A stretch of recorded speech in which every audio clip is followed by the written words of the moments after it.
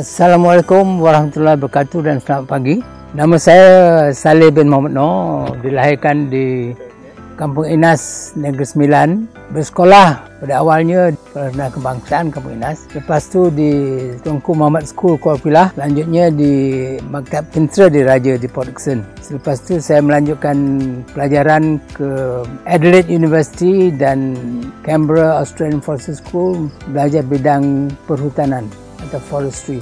Akhirnya saya melanjutkan pelajaran di bawah beasiswa United Nations dan beasiswa Kerajaan Malaysia, membuat ijazah saya di Michigan State University, Masters dan seterusnya PhD dalam bidang perhutanan. Selepas saya graduate daripada Australian Forces School, saya ditugaskan menjalankan kajian menentukan isi kandungan hutan-hutan, dan dalam projek UNDP, United Nations Development Program, saya juga ditugaskan mengetuai projek inventory hutan Malaysia yang kedua, di mana dalam perancangan perhutanan Malaysia, projek ini ditugaskan untuk merancang pembangunan industri hutan, kemaskan dan memperkinikan data-data maklumat-maklumat berkenaan perhutanan.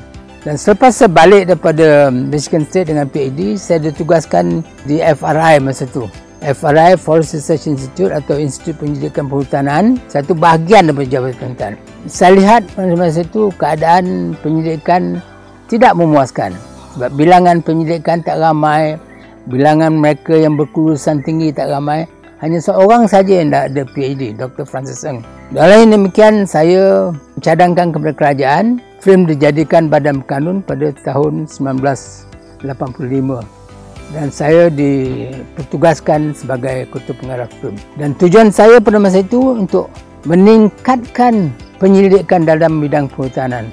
Dan dalam ini kita telah menjaya memajukan film sebagai satu institusi penyelidikan yang terkenal di seluruh dunia.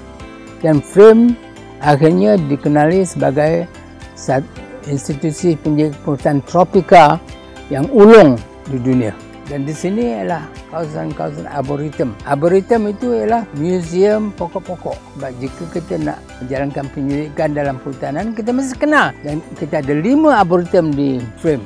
Iaitu satu, arboretum diplokap, arboretum non-diplokap, pokok-pokok buah-buahan, arboretum buluh, arboretum coniferum. Ini untuk conservation, pemeliharaan dan pendidikan dan penyelidikan. Pemeliharaan alam sekitar dan perhutanan sangat penting.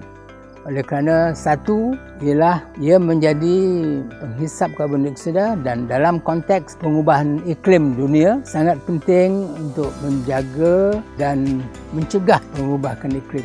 Mengikut rekod, dunia akan menjadi panas dan dianggarkan dalam tempoh 30 tahun lebih kurang ia akan meningkat 1.5 degree centigrade.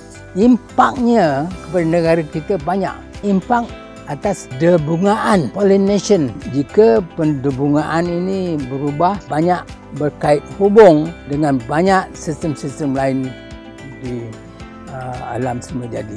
Masalah yang terbesar yang kedua pada hemat saya adalah kehilangan kepelbagaian biologi. Dan ini satu impak yang susah dinilai dari segi kesannya dan dari segi nilainya. Kehilangan kepelbagaian biologi ini adalah seakan kita membakar buku-buku perpustakaan kita sebelum kita membacanya.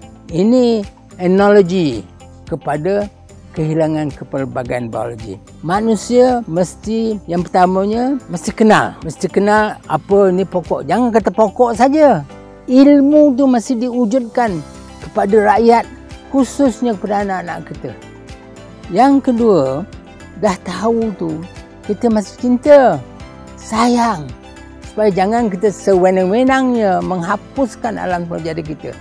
Ini ya mengakibatkan negara kita menghadapi masalah-masalah banjir, hakisan tanah yang begitu teruk dan sebagainya. Oleh yang demikian, kita mesti bukan kenal, sayang, dan yang ketiga ialah hormat. Kita mesti hormat alam semula jadi. Hormat apa yang dikata Mother Earth. Oleh yang demikian, jika betul ibu tanah tu, ibu dunia tu, kita mesti sayang pada itu. Dan dengan itu saya harap Langkawi Award ini akan diperluaskan. Anugerah Langkawi adalah anugerah pertama saya, iaitu pada 1991. Dan saya yang penerima yang pertama anugerah Langkawi ini.